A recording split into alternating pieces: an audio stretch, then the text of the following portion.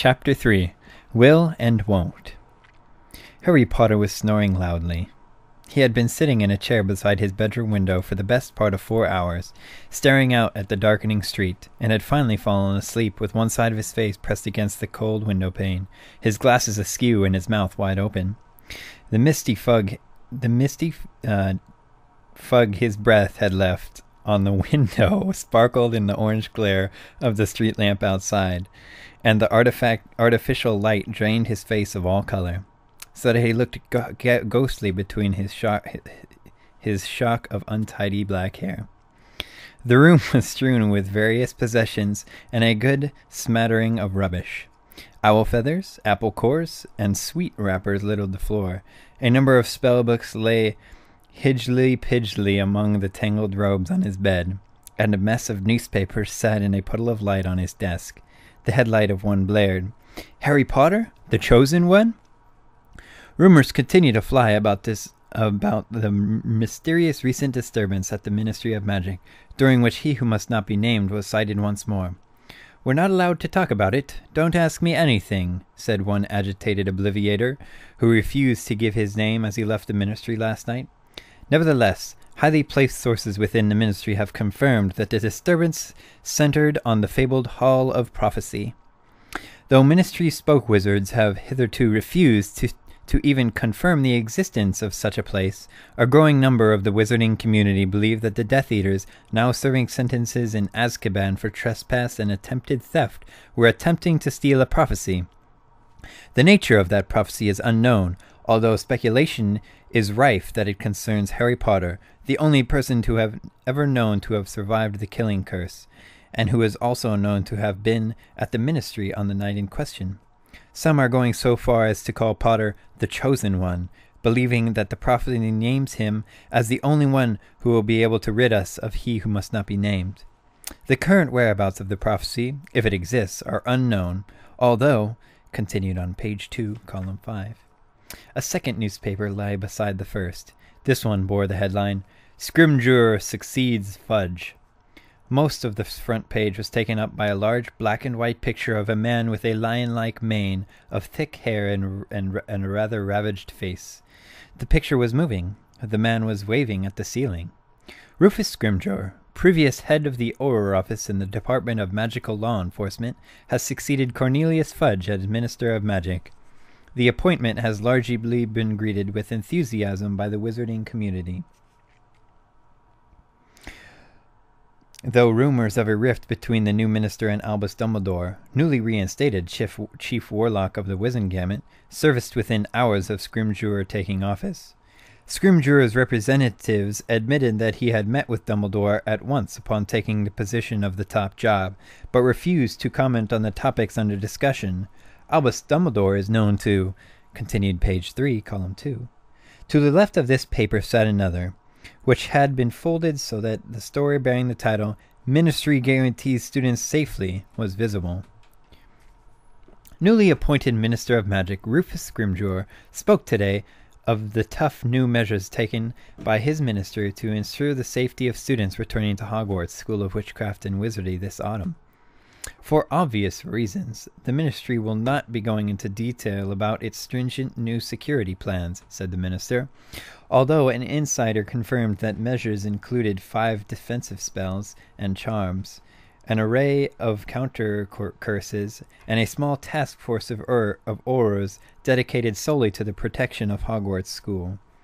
Most seem reassured by the new minister's tough stand on student safety.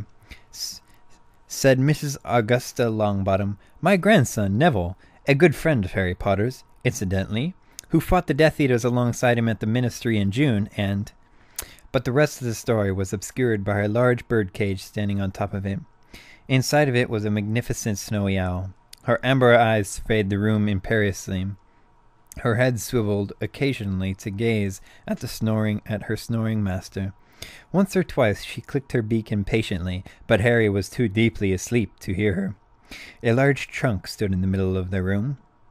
Its lid was open.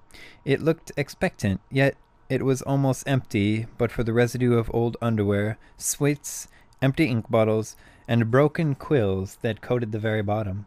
Nearby on the floor lay a purple leaflet emblazoned with the words, "Issued on behalf of the Ministry of Magic, protecting your home and family against dark forces.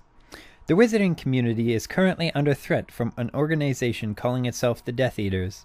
Observing and following simple security guidelines will help protect you, your family, and your home from attack. 1. You are advised not to leave the house alone. 2. Particular care should be taken during hours of darkness. Wherever possible, arrange to complete journeys before night has fallen. 3. Review the security arrangements around your house, making sure that all family members are aware of emergency measures such as shield and disillusionment charms, and, in case of underage family members, side-along apparition. 4. Agree on security questions with close friends and family so as to detect Death Eaters masquerading as others by use of the Polyjuice potion. See page 2. 5. Should you feel that a family member, colleague, friend, or neighbor is acting in a strange manner, contact the magical law enforcement squad at once. They have been put under the Imperious Curse. See page 4. 6. Should the dark mark appear over any dwelling, place, or other building, do not enter, but contact the Auror office immediately. And 7. Unconfirmed sightings suggest that Death Eaters may now be using Inferi. See page 10. Any sightings of an Inferi, or encounter with some, should be reported to the Ministry immediately. Harry grunted in his sleep, and his face slid down the window an inch or so, making his glasses still more lopsided. But he did not wake up. An alarm clock, repaired by Harry several years ago, ticked loudly on the sill, showing 1 minute to 11. Beside it, held a place by Harry's relaxed hand, was a piece of parchment covering in thin, slanting writing. Harry had read this letter so often since its arrival 3 days ago that although it had been delivered in a tightly furled scroll, it now lay quite flat. Dear Harry, if it is convenient to you, I shall call at number 4 Pivot Drive this coming Friday at 11 p.m. to escort you to the borough, where you have been invited to spend the remainder of your school holidays. If you are agreeable, I shall also be glad of your assistance in a matter to which I hope to attend on the way to the borough. I shall explain this more fully when I see you. Kindly send your answer by return of this owl. Hoping to see you this Friday, I am, most sincerely, Albus Dumbledore. Though he already knew it by heart, Harry had been stealing glances at this missive every few minutes since 7 o'clock that evening, when he had first taken up this position beside his bedroom window, which had a reasonable view of both ends of Pivot Drive. He knew it was pointless to keep rereading Dumbledore's words. Harry had sent back his "yes" with the delivering owl, as requested, and all he could do now was wait. Either Dumbledore was going to come, or he was not. But Harry had not packed. It just seemed too good to be true that he was going to be rescued from the Dursleys after a mere fortnight of their company. He could not shrug off the feeling that something was going to go wrong. His reply to Dumbledore's letter might have gone astray. Dumbledore could be prevented from collecting him. The letter might turn out not to be from Dumbledore at all, but a trick, or joke, or trap. Harry had not been able to face packing and then being let down and having to unpack again. The only gesture that he had made to the possibility of a journey was to shut his snowy owl, Hedwig, safely in her cage.